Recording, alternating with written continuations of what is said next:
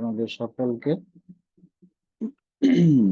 I think আমার time হচ্ছে 30 minute, 30 minute বাক্যের জন্য, if I am not wrong. So within 30 minute, 30 মিনিটের মধ্যে আমি আমার সাবজেক্ট শেষ করে দেবো। যদিও এটা শেষ হবে না, এটা খুব লেন্দি প্যাসেজ, কিন্তু যতটা শেখা যায় within 30 minute I will try my best. আমার বেস্ট চেষ্টা করবো 30 মিনিটে বোঝার। তো আমার বিষয়ে যদি কিছু আমি, আচ্ছা, আমার বিষয়ে পরিচয় দিতে হবে। তো আমার নাম রাহুল সিং, এবং আমি একটি খ্রিস্টীয় পরিবারে আমার জন্ম। 2006 সালে আমি প্রভুকে নিজের জীবন দিয়েছি, প্রভুকে আমার উদ্ধারকর্তা রূপে গ্রহণ করেছি।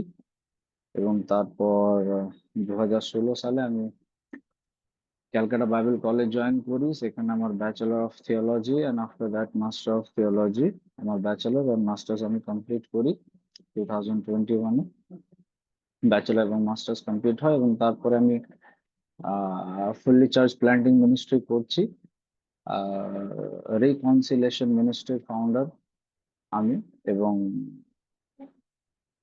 প্রভুর আশীর্বাদে আমার একটি ছোট ইউটিউব চ্যানেল আছে, রাহুল সিং রিকনসিলেশন মিনিস্ট্রি, যেখানে আমার যেটা প্যাশন, টিচিং, টিচিং দেওয়ার। আমি বাইবেল টিচার, তাই সেখানে আমি কিছু কিছু বিশেষ সাবজেক্ট নিয়ে আমি আলোচনা করি, এবং আমার চ্যানেলে আপনারা গিয়ে দেখতে পারেন। এবং তার সাথে সাথে প্রভু আমাকে অ্যাজ এ গসপেল সিঙ্গারও ব্যবহার করছেন। তো আমার চ্যানেলে বেশ 4টে গান আছে।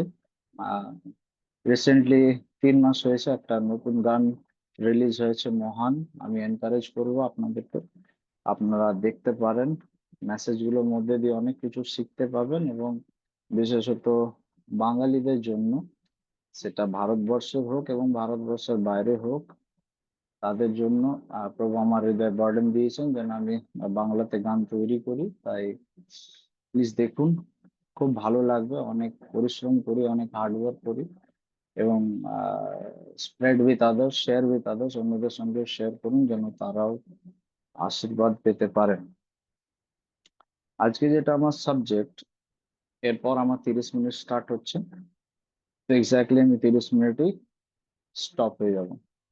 দ্য অ্যাসেনশন অফ জিসাস, প্রভু যিশুর স্বর্গ আরোহণ। আজকে আমার সাবজেক্ট হচ্ছে প্রভু যিশুর স্বর্গারোহণ। মেন বিষয় আলোচনা করার পূর্বে আগে ব্যাকগ্রাউন্ড সম্পর্কে আমি আলোচনা করব। তো নিউ টেস্টামেন্ট বা নতুন নিয়মে ওকে আরেকটা বিষয় বলি, এখানে অনেকেরই ভিডিও অফ আছে। কাইন্ডলি যারা ভিডিও অন করে বসতে পারবেন খুব ভালো হয়, তাহলে কমিউনিকেশন একটু সুবিধা হয়। যাদের ভিডিও অন করে যারা বসতে পারবেন প্লিজ বসবেন, এতে কমিউনিকেশন খুব সুবিধা হয়। Thank you. So New Testament বা নতুন নিয়মে যে 27টি বই রয়েছে, সেই 27টি বইকে আমাদের আন্ডারস্ট্যান্ডিং এর জন্য, আমাদের বোঝার জন্য, এই বইগুলোকে 4টে ভাগে ভাগ করা যেতে পারে।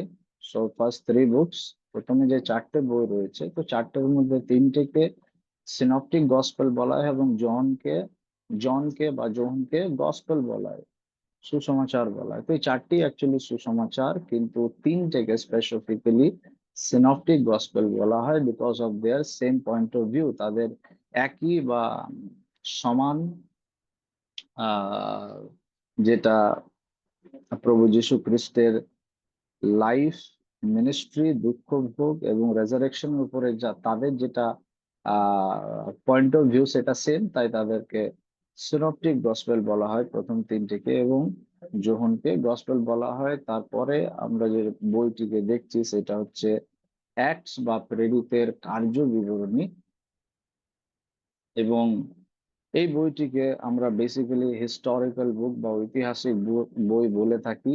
প্রেরিতের পরে আমরা টোটাল 21 বা 21টা আমরা লেটার্স বা এপিসলস পাবো, পত্র পাবো।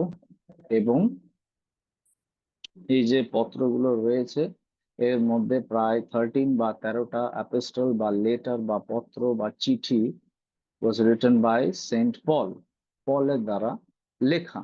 এবং এই 21টা লেটার বা এপিসোডের পরে যেটা লাস্ট যেটা বই, বুক অফ রেভেলেশন, সেটাকে বলা হয় অ্যাপোক্যালিপটিক বুক বা ভবিষ্যবাণীর পুস্তক। সো এইভাবে নিউ টেস্টামেন্টকে বোঝার জন্য চারটি ভাগে ভাগ করা যায়: gospel, historical book, letters and apocalyptic books. Now আজকে যে বই থেকে আমি আলোচনা করছি সেটা হচ্ছে হিস্টোরিক্যাল বুক বা ঐতিহাসিক বই, the book of acts. So প্রথমে টাইটেল সম্পর্কে আমরা একটু আলোচনা করব, বা শিরোনাম, টাইটেল বা শিরোনাম।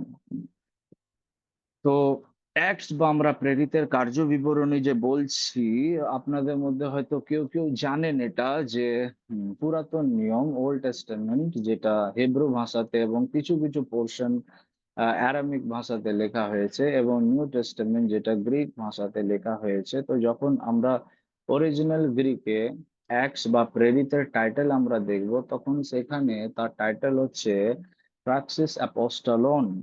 এইরকম হচ্ছে তার অরিজিনাল টাইটেল। ইংলিশে আমরা বলছি the acts of the apostles, বাংলাতে আমরা বলি প্রেরিতদের কার্য বিবরণী, এবং গ্রিক ভাষাতে বলা হয় প্রাক্সিস অ্যাপোস্টলন। সো প্রাক্সিস মানে হচ্ছে অ্যাকশন, এবং অ্যাপোস্টলন which comes from a Greek word, একটা গ্রিক শব্দ থেকে আসে যেটা হচ্ছে অ্যাপোস্টলোস, বা বাংলাতে আমরা বলি প্রেরিত। তো অ্যাপোস্টলোস মানে হচ্ছে ডেলিগেট বা an ambassador of the gospel, বা commissioner of Christ, or someone who was officially commissioned to a position or task. সোজা ভাষায় বুঝতে গেলে এমন একজন ব্যক্তি যাকে প্রভু যীশু খ্রিস্ট স্বয়ং কি করেছেন, আহ, নিয়োগ করেছেন তার একটি স্পেশাল কার্যের জন্য বা ডিউটির জন্য। এবং এই যে টাইটেলটা, সেই টাইটেলটি অ্যাক্টস অফ দ্য অ্যাপোস্টল, এবং গ্রিক ভাষাতে দেখলাম প্রাক্সিস অ্যাপোস্টলন। এটাকে প্রথম যে ব্যক্তি এই টাইটেলটা ইউজ করেন তার নাম হচ্ছে আইরেনিয়াস অফ লিওন বা লায়ন। আইরেনিয়াস তিনি কে ছিলেন? হি ওয়াজ আ থিওলজিয়ান, গ্রেট থিওলজিয়ান। তিনি একজন থিওলজিয়ান ছিলেন, এছাড়া তিনি একজন বিশপ ছিলেন, এবং হি ওয়াজ ফ্রম স্মরনা। আমরা শুনেছি প্রকাশিত বাক্যতে যে 7টি মণ্ডলীর বিষয় দেওয়া রয়েছে, তো এই 7টির মধ্যে যে একটি মণ্ডলী স্মরনা, বা স্মরনা যে সিটিটা রয়েছে, সেই স্মরনা সিটি থেকে তিনি বিলং করতেন ইন এশিয়া মাইনর। এবং তিনি বিশপ পলিকার্পের তিনি স্টুডেন্ট ছিলেন। এবং বিশপ পলিকার্প কে ছিলেন? তিনি actually he was the disciple of John, বা প্রভু যীশু খ্রিস্টের যে শিষ্য যোহন, তার শিষ্য ছিলেন পলিকার্প, এবং পলিকার্পের শিষ্য ছিলেন এই আইরেনিয়াস। তো তিনি প্রথম এই টাইটেলটি ব্যবহার করেছিলেন, এবং যেটা আজকে আমরা বাংলাতে আলোচনা করছি, প্রেরিতদের কার্য বিবরণী। এরপর হচ্ছে যে এই বইটি কে লিখেছিলেন? অবভিয়াসলি এটা লুকের দ্বারা, বা প্রভু লুক, যার এটা হচ্ছে সেকেন্ড ভলিউম বা দ্বিতীয় বই। এবং এটা একটি পার্সোনালি একটা ব্যক্তিকে অ্যাড্রেস করে লেখা হয়, তার নাম হচ্ছে থিওফিলাস। এবং থিওফিলাসের বিষয়ে বাইবেল বিশেষ কিছু বলে না। অ্যাপ্রক্সিমেটলি 62 এডি তে এই বইটি, acts of the apostles, approximately 62 এডি তে লেখা হয়। এবং লুক তিনি অ্যাপোস্টল পলকে চিনতেন, এবং হি ওয়াজ আ গুড ফ্রেন্ড। অ্যাপোস্টল পল বা প্রেরিত পলের তিনি খুব ভালো বন্ধু ছিলেন।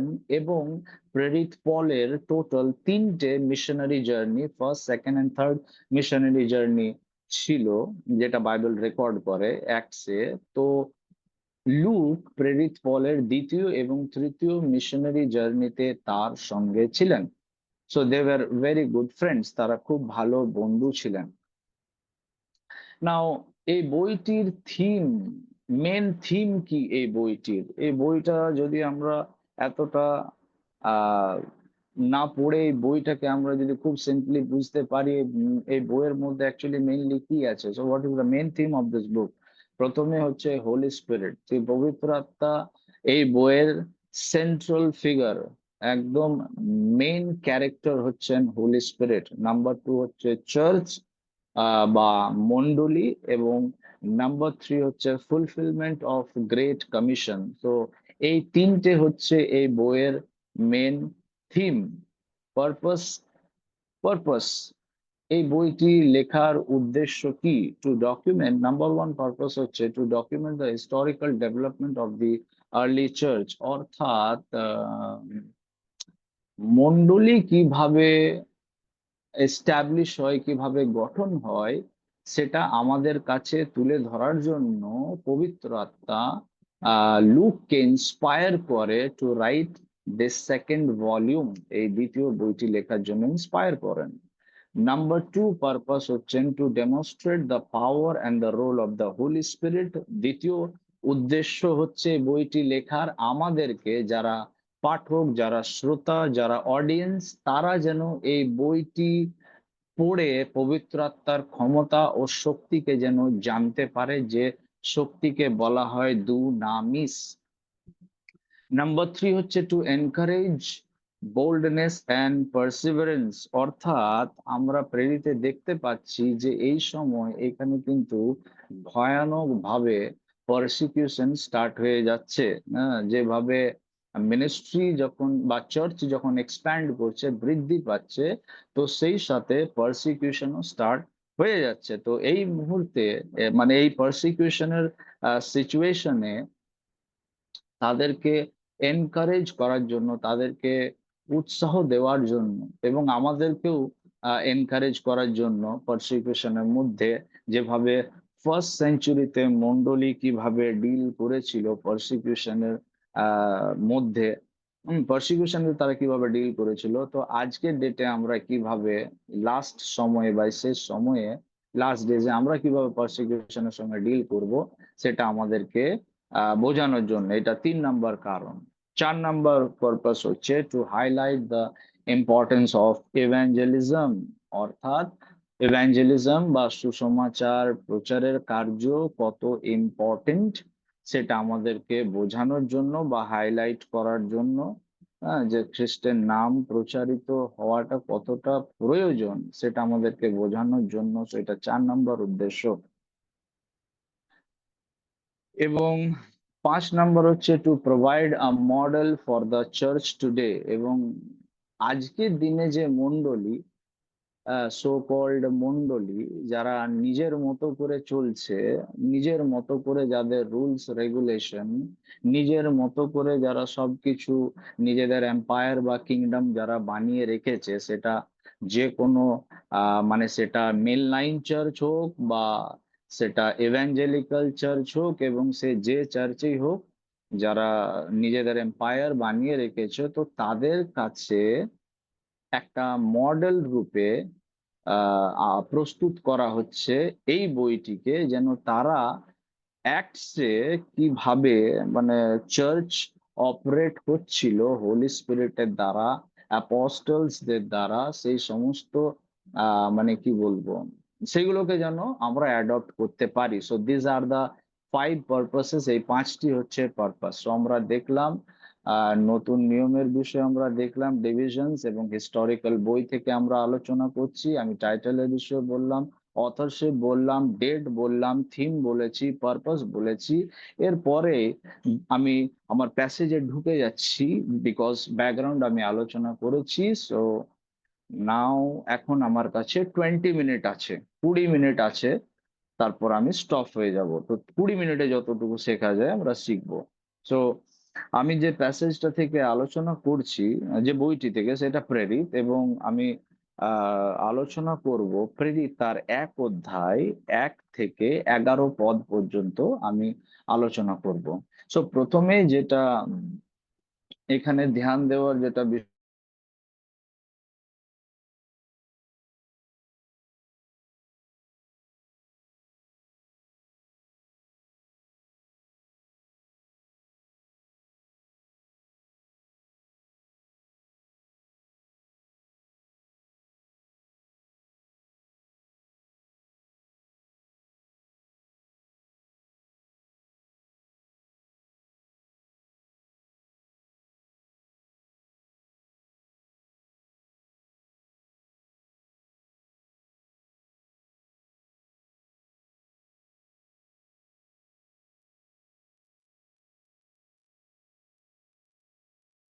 ওকে, আমি জানি না হঠাৎ কি হলো, কেটে গেল। আই হোপ আপনারা শুনতে পাচ্ছেন। কিছু অসুবিধা হলে please let me no. So verse 3, 3 পদ আমরা দেখব। এখানে লেখা রয়েছে, আপন দুঃখ ভোগের পরে তিনি অনেক প্রমাণ দ্বারা তাহাদের নিকটে আপনাকে জীবিত দেখাইলেন, ফলত 40 দিন যাবৎ তাহাদিগকে দর্শন দিলেন এবং ঈশ্বরের রাজ্যের বিষয়ে নানা কথা বলিলেন। সো যেটা আমি এখানে হাইলাইট করতে চাই সেটা হচ্ছে 40 বা 40। বাইবেল আমরা যখন দেখব, so entire Bible in Old Testament and New টেস্টামেন্টে আমরা অনেক নিউমারোলজি যে শব্দটি, সেটা আমরা সম্পূর্ণ বাইবেলে আমরা নিউমারোলজি দেখতে পাবো বা আমরা সংখ্যা দেখতে পাবো। হুম। ঈশ্বর মানুষের সঙ্গে সংখ্যার দ্বারা কমিউনিকেট করতে চাইছেন। For example, number 7, 7 number, number 3, number 6। আমরা আরো অনেক নাম্বার দেখতে পাবো বাইবেলে, যেগুলো প্রায় বারবার রিপিটেশনস হচ্ছে। সো নাও, এখন এখানে দেখতে পাচ্ছি নাম্বার 40, 40 দিন পর্যন্ত প্রভু যিশু তিনি তার শিষ্যদেরকে প্রমাণ দিলেন। So my question is that, আমার মাথায় চিন্তা ভাবনা এলো যে কেন প্রভু যিশু 41 দিন কেন করলেন না? কেন তিনি 39 ডেজ কেন করলেন না? কেন 30 দিন করলেন না? ওয়াই 40? হ্যাঁ, কেন তিনি 40 করলেন? So here we go. এইভাবে দেখি আমরা যে এখানে কেন, what is the main reason এখানে 40 বা 40 শব্দটি বা এই সংখ্যাটা কেন আমাদের সামনে এসেছে। This is not first time.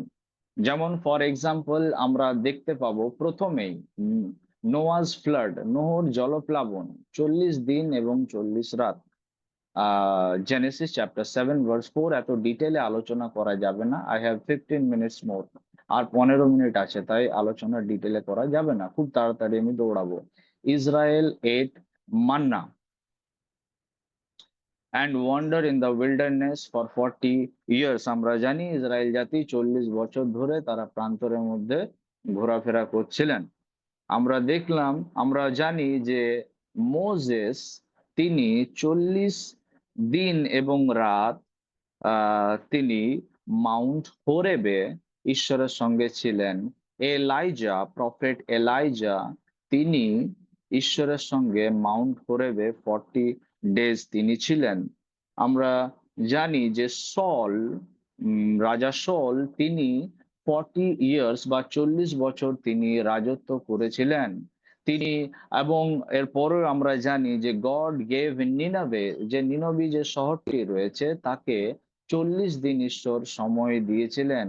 প্রভু যীশু খ্রিস্ট প্রান্তরে 40 দিনের জন্য ফাস্টিং এ তিনি গেছিলেন, এবং এইভাবে যদি আমি বলতে থাকি লিস্ট চলতেই থাকবে। So this is actually not a coincident. এটা কোনো কোইন্সিডেন্ট নয় যে বাইবেলে 40 যে সংখ্যাটা, এটা বাস এমনি ব্যবহার করা হচ্ছে। ঈশ্বর আমাদেরকে কিছু বলতে চাইছেন। So what is the biblical significance of number 40? Number যে 40 যে সংখ্যাটা রয়েছে, এর অর্থ কি, এর মানে কি? প্রথম অর্থ হচ্ছে আ পিরিয়ড অফ, যে নাম্বার 40 বা 40 যে সংখ্যাটা রয়েছে, তা a period of preparation and ট্রান্সফরমেশনকে চিহ্নিত করে। প্রস্তুতি বা রূপান্তরে, রূপান্তরকে চিহ্নিত করে নাম্বার 40। আমরা যদি দেখি নোহর জলপ্লাবন, এই ঘটনাতে 40 দিন বৃষ্টি, 40 দিন এবং 40 রাত বৃষ্টি হয়েছিল। তো এক্ষেত্রে জাহাজের ভেতরে যারা ছিলেন তাদের জন্য 40 দিন এবং 40 রাত একটা প্রিপারেশন, প্রস্তুতির সময় ছিল এবং ট্রান্সফরমেশনের সময় ছিল।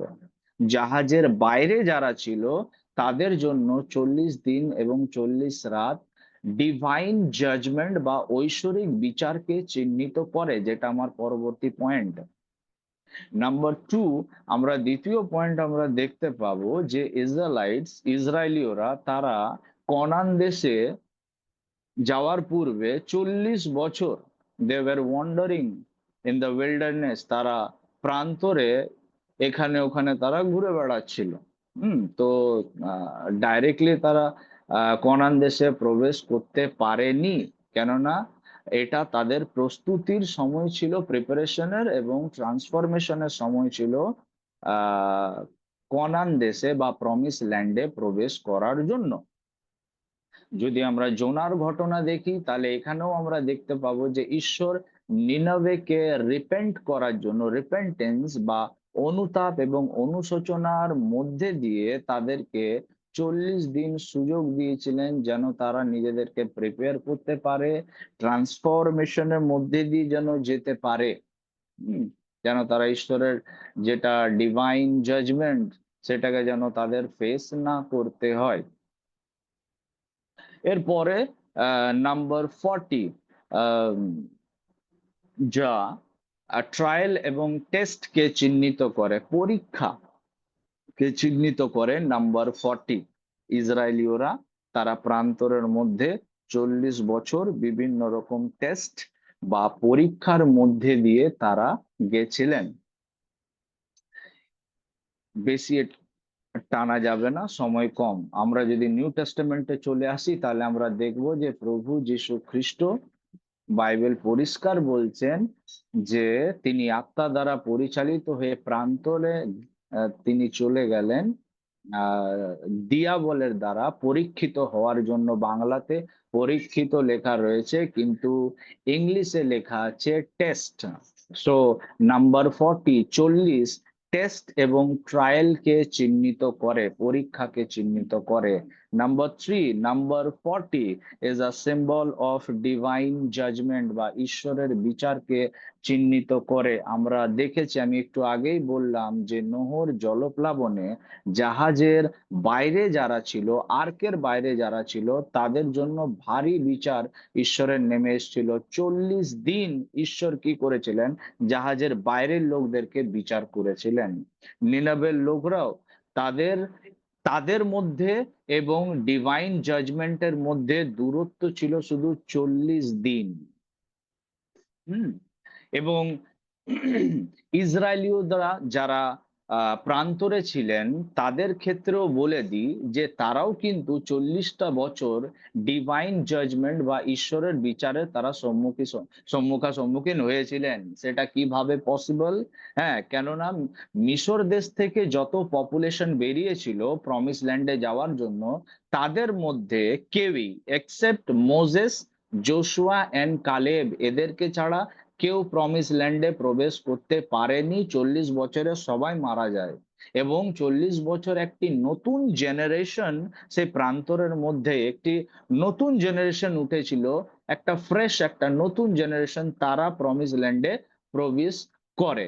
এবং সেই কারণেই মোজেসকে আবার নতুন করে ব্যবস্থা লিখতে হয়, যেটাকে আমরা বলি বাংলাতে দ্বিতীয় বিবরণ। কেননা দ্বিতীয়বার মসিকে ওই নতুন জেনারেশনের জন্য ব্যবস্থা লিখতে হয়েছিল, আর যেটাকে আমরা ইংলিশে বলি ডিউট্রোনমি।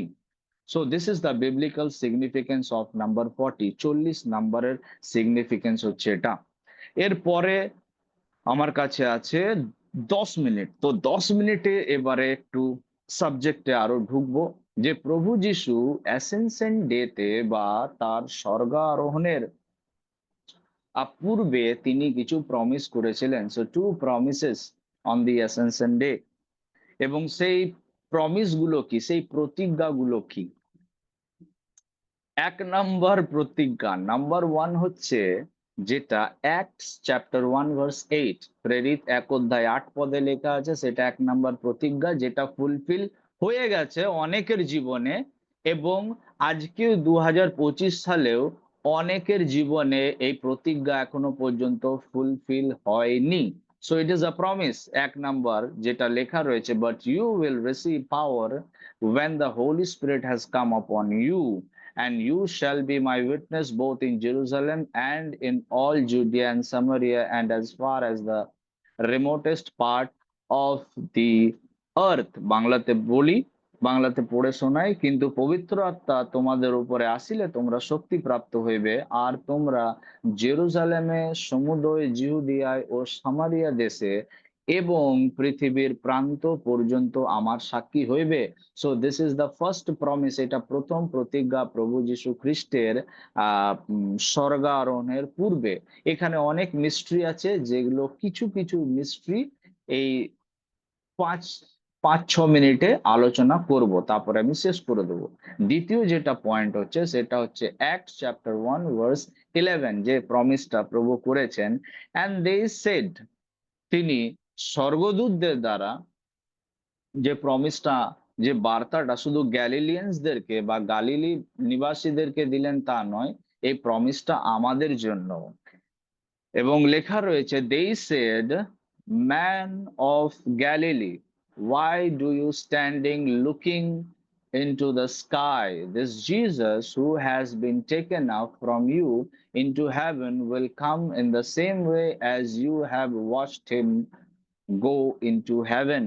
11 পদ, আর তাহারা কহিলেন, হে গালিলীয় লোকেরা, তোমরা আকাশের দিকে দৃষ্টি করিয়া দাঁড়াইয়া রহিয়াছ কেন?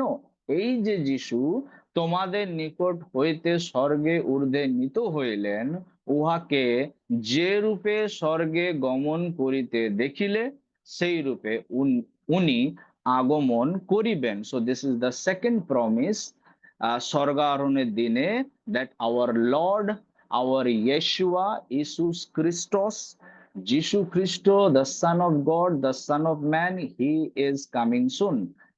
সো এটা দ্বিতীয় প্রমিস স্বর্গা আরোহণের জন্য দিনে। তো প্রথম যেটা আলোচনা করার বিষয় হচ্ছে, সেটা 8 পদে আমরা দেখলাম যে পবিত্র আত্মা তোমাদের উপরে আসিলে তোমরা শক্তি প্রাপ্ত হইবে।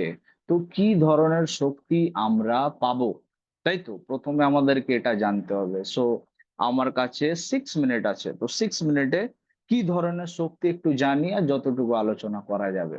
তো যখন গ্রিক দেখবো আমরা, অ্যাকর্ডিং টু গ্রিক, শক্তি বা পাওয়ারের 4টে শব্দ আছে। অ্যাকর্ডিং টু গ্রিক, শক্তির জন্য টোটাল 4টে গ্রিক ওয়ার্ড আছে। নাম্বার 1 হচ্ছে এনার্জিয়া, নাম্বার 2 হচ্ছে ইস্কুস, নাম্বার 3 হচ্ছে ক্রাটোস, অ্যান্ড নাম্বার 4 হচ্ছে দুনামিস। আবার বলছি, 4টে শক্তি গ্রিক ভাষাতে, যখন আমরা মানে নিউ টেস্টামেন্ট পড়বো, তো নিউ টেস্টামেন্ট গ্রিক ভাষাতে লেখা আছে, এবং সম্পূর্ণ নিউ টেস্টামেন্টে আমরা 4টে গ্রিক শব্দ শক্তি বা পাওয়ারের ক্ষেত্রে আমরা খুঁজে পাবো, এবং হচ্ছে এনার্জিয়া, নাম্বার 2 হচ্ছে ইস্কুস, নাম্বার 3 ক্রাটোস, এন্ড নাম্বার 4 হচ্ছে দুনামিস। সো এরপর বাইবেল আমরা যেখান সেখান থেকে এক্সপ্লেন করতে পারি না, এটা সেটা যেখান থেকে তুলে কিছু একটা বলে দিলাম, কেননা এইখানে যেটা কনটেক্সট, এখানে যে মানে প্রত্যেকটা গ্রিক ওয়ার্ডের বা প্রত্যেকটা প্যাসেজের কিছু আলাদা ট্রান্সলেশন, কিছু আলাদা ব্যাখ্যা আছে according to scripture, according to Greek translation. তো এখানে যে শব্দটা ব্যবহার করা হয়েছে দুনামিস, এই দুনামিসটা অ্যাকচুয়ালি এইখানে যে শক্তির কথা বলা হচ্ছে, পবিত্র আত্মার শক্তি, এই শক্তিটা কিন্তু হরলিক্স বা বর্নভিটা বা কমপ্লেন বা প্রোটিনেক্স খেলে বা মাছ মাংস ডিম খেলে এই শক্তিটা পাওয়া যায় না। উই ক্যানট অ্যাচিভ এই যে শক্তিটা, এটা আমরা কোনো খাবার খেয়ে বা জিম করে আমরা পেতে পারি না এই পাওয়ার। এটাকে গ্রিক ভাষাতে বলা হয় দুনামিস, এবং এটা পবিত্র আত্মার শক্তি, অর্থাৎ এটা শুধুমাত্র পবিত্র আত্মা বা হোলি স্পিরিট আমাদেরকে দেয় যখন কোনো ব্যক্তি, সবাই পায় না এটা, যার বর্ন অ্যাগেন এক্সপিরিয়েন্স আছে, যে ব্যক্তি উদ্ধার প্রাপ্ত, একমাত্র সেই ব্যক্তি কিন্তু এই শক্তি, যেটাকে দুনামিস বলা হয়, সেটা পেতে পারে। এটা কতটা পাওয়ারফুল, জাস্ট একটু আপনাদেরকে উদাহরণ দিই। এই দুনামিস থেকেই যে শব্দ আমরা একটা পেয়েছি ইংলিশে, সেটা হচ্ছে ডাইনামাইট। আমার মাসির বাড়ি হচ্ছে ছত্তিশগড়ে, এবং আমার মাসির বাড়ির পাশে একটা মাইন্স আছে, এবং সেখানে মাইনিং করার সময় ডাইনামাইট দিয়ে কি করা হয়, ব্লাস্ট করা হয়। তো যখন ব্লাস্ট হয়, তো আমার মাসির বাড়িতে সব বাড়িটা, পুরো বাড়িটা কাঁপতে থাকে, আশেপাশে যত বাড়ি আছে সব কাঁপতে থাকে। সো মাইন্স যেখানে মাইনিং হচ্ছে সেটা অনেক দূরে বাড়ি থেকে, কিন্তু তার ভাইব্রেশন বা তার যেটা প্রভাব, তার যেটা এফেক্ট, সেটা আমি এইখানে আমার বাড়িতে আমি অনুভব করছি ডাইনামাইটের পাওয়ার। তো পৃথিবীতে যে ডাইনামাইট, তার পাওয়ার যদি এত হতে পারে, হুম, তাহলে ভেবে দেখুন যে পাওয়ারটা দুনামিস বা যেটা পবিত্র আত্মার ক্ষমতা বা শক্তি, সেটা কত পাওয়ারফুল হতে পারে তার একটা নমুনা বাইবেল থেকে দিতে পারি। আপনারাও প্রচার করেন কেউ কেউ, আমিও প্রচার করি, কিন্তু এটা আমার জীবনে এবং আপনাদেরও জীবনে কখনো হয়নি যে আপনারা প্রচার করেছেন বা আমি প্রচার করেছি এবং একদিনে 3,000 লোক বলছে যে আমি বাপ্তিস্মা নেব, আমাকে বাপ্তিস্মা দাও। এটা কখনো হয়নি। পিতরের যে সাবজেক্ট, আমি যে এত কিছু আপনাদেরকে বোঝালাম, শেখালাম, এখন তো অনেক কমপ্লেক্স, অনেক জটিল। আমি এখানে সাবজেক্ট আলোচনা করছি because I am a Bible teacher. কিন্তু যখন পিতর সেই দিন প্রচার করছিলেন অন দ্য ডে অফ পেন্টিকস্ট, পঞ্চসপ্তমীর দিনে, তো পিতরের প্রচার এত কমপ্লেক্স ছিল না। ইট ওয়াজ ভেরি সিম্পল, খুবই সোজা মেসেজ ছিল। কিন্তু তার মেসেজে কি ছিল এরকম? আজকের প্রচারক, আজকের সেটা বেনিহীন হোক বা সেটা বিলিগ্রাম হোক বা সেটা ডিএল মোডি হোক বা যেই থাকুক, কারো প্রচারে এই ক্ষমতাটা, এই পাওয়ারটা দেখা যায়নি যেটা পিতরের প্রচারে দেখতে পাওয়া গেছিল। ফার্স্ট টাইম পাওয়ার, দুনামিস, শক্তি। যে তার প্রচার খুবই সিম্পল, কিন্তু প্রচার শোনার পরে লোকেরা ব্যস্ত হয়ে গেছে, বলছে ব্যাপটিজম দাও। পিতরের কাছে এত ভলেন্টিয়ার নেই, কি করবে তারা? 3,000 লোককে ব্যাপটিজম দেবে কিভাবে? তাদের মাথা খারাপ হয়ে গেছে। This is the power of dunamis, this is dunamis, এটা হচ্ছে দুনামিস। তো প্রভু বলছেন, বাইবেল বলছে যে আমি কি করব, কাদেরকে দেব? যারা উদ্ধার প্রাপ্ত ব্যক্তি, যারা যিশুর শিষ্য, যারা খ্রিস্ট বিশ্বাসী, তাদেরকে কি করা হবে? দুনামিস দেওয়া হবে। আই হ্যাভ 3 মিনিটস, 3 মিনিট আমার কাছে আর আছে। হুম, তো তো তাদেরকে কি করা হবে? দুনামিস দেওয়া হবে। কেন? তাদেরকে ডাইনামাইটের মতো ক্ষমতা বা তার থেকেও বেশি ক্ষমতা, হ্যাঁ, অ্যাটম বম বা অ্যাটম বমের থেকেও যেটা পাওয়ারফুল, হাইড্রোজেন বম, তার থেকেও পাওয়ারফুল হচ্ছে দুনামিস বা পবিত্র আত্মার শক্তি। হুম, যেখানে মনে হয় যে অসম্ভব সুসমাচার প্রচারের কার্যকে এগিয়ে নিয়ে যাওয়া, জানি না এরা শুনবে কিনা, এরা হয়তো মেরে ফেলবে, গলা কেটে দেবে, সেখানে লোকেরাও মাথা নত করে শুনবে। This is the power of dunamis. আমরা অনেক ঘটনা আমরা গোটা বিশ্ব জুড়ে দেখছি, স্পেশালি যেগুলো কমিউনিস্ট কান্ট্রি, যে কান্ট্রি গুলো খ্রিস্ট বিরোধী কান্ট্রি, যেগুলো ইসলামিক কান্ট্রি, সেই সমস্ত কান্ট্রি গুলোতে ভারী মাত্রায় লোকেরা প্রভু যীশু খ্রিস্টকে গ্রহণ করছে, because the power of the Holy Spirit, dunamis বা পবিত্র আত্মার শক্তি কার্য করছে। এবং এই শক্তিটাই আমাদেরকে আজ প্রভু যিশু দিতে চাইছেন। কিন্তু আমাদের পাত্রে কি এত জায়গা আছে যে এই যে শক্তিটা, সেটাকে আমরা ধরে রাখতে পারবো? আমাদের লাইফ কি এতটা পরিষ্কার আছে? আমাদেরকে নিজেদের জীবন আলোচনা করে দেখতে হবে। 2 মিনিটস মোর, আর 3টে মিনিট, হ্যাঁ সরি, আর 3টে মিনিট, ওকে। সো তারপরে লেখা রয়েছে, আসলে তোমরা শক্তি প্রাপ্ত হবে। এবং এই শক্তি প্রাপ্ত হওয়ার পরে কি করবে? এই শক্তিটাকে তোমাদের বাড়িতে, যাদের যাদের ফ্রিজ আছে, তোমরা ফ্রিজে এই শক্তিটাকে রেখে দিও, আচার করে খাবে এই শক্তির, এরকম লেখা নেই। কিন্তু এই শক্তিটা দেওয়া হবে টু অ্যাপ্লাই, অ্যাপ্লাই করার জন্য, উইটনেসিং করার জন্য। নাও আমি যখন ভাবছিলাম যে উইটনেসিং, অ্যাকচুয়ালি কে উইটনেসিং করতে পারে, আমি যখন চিন্তা করছিলাম, তো উইটনেসিং করতে হবে কোথায় কোথায়? জেরুজালেমে, জিহুদিয়াতে, সামারিয়াতে এবং তারপর পৃথিবীর শেষ প্রান্তে। এগুলো অনেক লম্বা টপিক, সে এই সাবজেক্ট গুলোকে হাটিয়ে দিয়ে শুধু উইটনেসিং এর বিষয়ে আমি আলোচনা করি, যে উইটনেসিংটা কি এবং কে করতে পারে, এটা 2 মিনিটে বলে শেষ করবো। হুম, তো উইটনেসিং হচ্ছে, বা উইটনেসিং কে করতে পারে? এই কথাগুলো অ্যাকচুয়ালি যাদের সামনে বলা হচ্ছিল তারা প্রভু যীশু খ্রিস্টের শিষ্য, বা তাদেরকে আমরা বলবো আই উইটনেস, প্রত্যক্ষদর্শী, যারা প্রত্যেকটা ঘটনাকে প্রভু যিশুর সঙ্গে এক্সপিরিয়েন্স করেছে, নিজের চোখে দেখেছে। নাও আমরা এখানে যারা বসে আছি আমরা তো আই উইটনেস নয়, আমরা তো আমাদের চোখে তো দেখিনি। তাই প্রভু বলছেন যে ধন্য যাহারা না দেখিয়া বিশ্বাস করে। তো যারা দেখেছে তাদের থেকে বেশি আমাদেরকে সম্মান বাইবেলে দেওয়া হচ্ছে। হ্যাঁ, তো আমরা বিশ্বাসের দৃষ্টি দিয়ে কি করতে পারি? আমরা দেখতে পারি বা আমরা আই উইটনেস হতে পারি। তো যে ব্যক্তি আই উইটনেস, একমাত্র সেই উইটনেসিং করতে পারবে। ফর এক্সাম্পল, এই যে এই কিছুদিন আগে আমাদের ইন্ডিয়াতে একটি ঘটনা ঘটলো, একটা ফ্লাইট, এয়ার ইন্ডিয়ার ফ্লাইট ক্র্যাশ হয়ে গেল, এবং আমি প্রত্যক্ষদর্শী নই, I am not the I witness. যে ব্যক্তি সেখানে উপস্থিত ছিলেন, ঘটনাস্থলে যে ছিল, তাকে বলা হয় আই উইটনেস। হুম। এবং নিউজ রিপোর্টাররা অবভিয়াসলি তার কাছেই যাবে এবং তাকে গিয়ে জিজ্ঞাসা করবে যে বলুন তো অ্যাকচুয়ালি কি হয়েছিল। তো উইটনেসিং খ্রিস্টের সেই করতে পারবে যে খ্রিস্টকে দেখেছে, যে খ্রিস্টের সঙ্গে হেঁটেছে, যে খ্রিস্টকে প্রত্যেক দিন নিজের জীবনে এক্সপিরিয়েন্স করে, সেই উইটনেসিং করতে পারবে।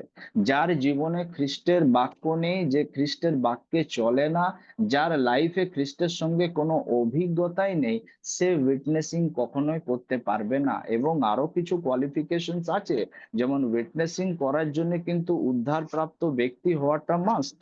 আজকের ডেটে যে কোনো ব্যক্তি, সে একটু পাওয়ারফুল হলে বা টাকা পয়সাওয়ালা ব্যক্তি হলে, বা যদি আমার জানা পরিচিত হয়, তাহলে তাকে বলবো যে যে বাইবেলটা নে আর তুই গিয়ে প্রচার কর, হ্যাঁ, কোনো ব্যাপার না। কিন্তু এতে খ্রিস্টীয় সমাজে ভারী মাত্রায় বা মণ্ডলীতে ভারী মাত্রাতে ড্যামেজ হচ্ছে, আর কিছু নয়। হুম। যে ড্যামেজটা আজকে আমরা দেখতে পাচ্ছি চারিদিকে, ফলস টিচিংস এবং ফলস প্রফেটে ভরা। তাই উইটনেসিং সেই করুক যে প্রভুর সঙ্গে হাঁটছে, যে প্রত্যক্ষদর্শী, এবং যার মধ্যে সেই দুনামিস বা পবিত্র আত্মার ক্ষমতা যার মধ্যে আছে। Let me stop here today. এখানে আমি আমার সাবজেক্টকে শেষ করছি, আরো অনেক আছে। ক্ষমা চাইছি, 1 মিনিট বেশি নিলাম। Thank you so much, may God bless you.